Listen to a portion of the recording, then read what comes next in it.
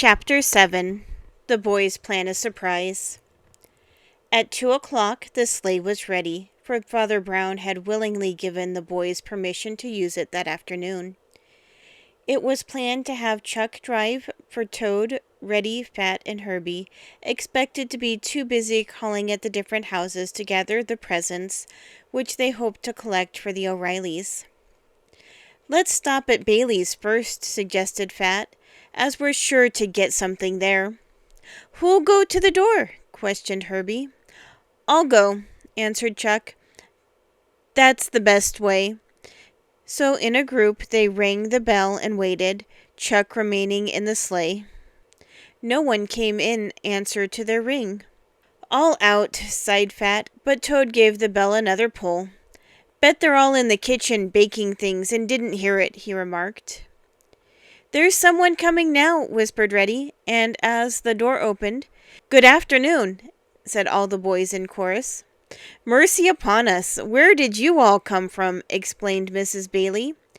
And as Toad held forth a card that Father Brown had printed for them, she asked, "Am I to read this?" "Yes, Mrs. Bailey, this explains everything," Reddy told her. She read, "In one little home there may be no Christmas cheer. The father and mother are both ill. There are 3 children, a boy of 9 years, another of 5, and a girl of 7. They need coal, clothing, food, toys. What will you give?" "So you're all playing at being Santa Claus," remarked Mrs. Bailey with a smile. "Well, I believe I can find something that will please you. So just stop in on your way back, and I'll have it all ready for you." "Oh, thank you!" cried all the boys together as they started for the sleigh, happy over the success of their first call. "Have any luck?" asked Chuck. "But I can see you did, because you're all grinning," he added as they told him what Mrs. Bailey had promised. After several more visits, with the promise of something from each place if they would call later, Herbie proposed that they stop by at Mrs. Lee's home, as Mary Lee had a great many dolls and might give them one of them for the little O'Reilly girl. "That's a good idea," they all agreed.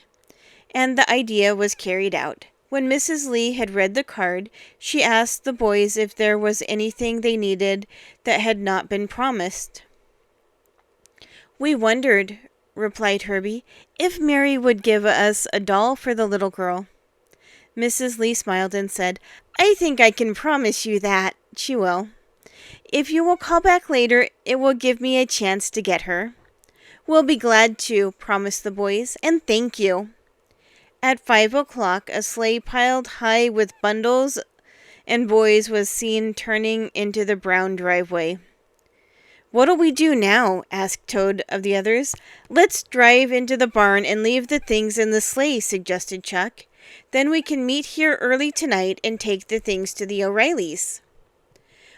"All right," assented the others. "What time shall we meet?" "At 7 o'clock," said Toad.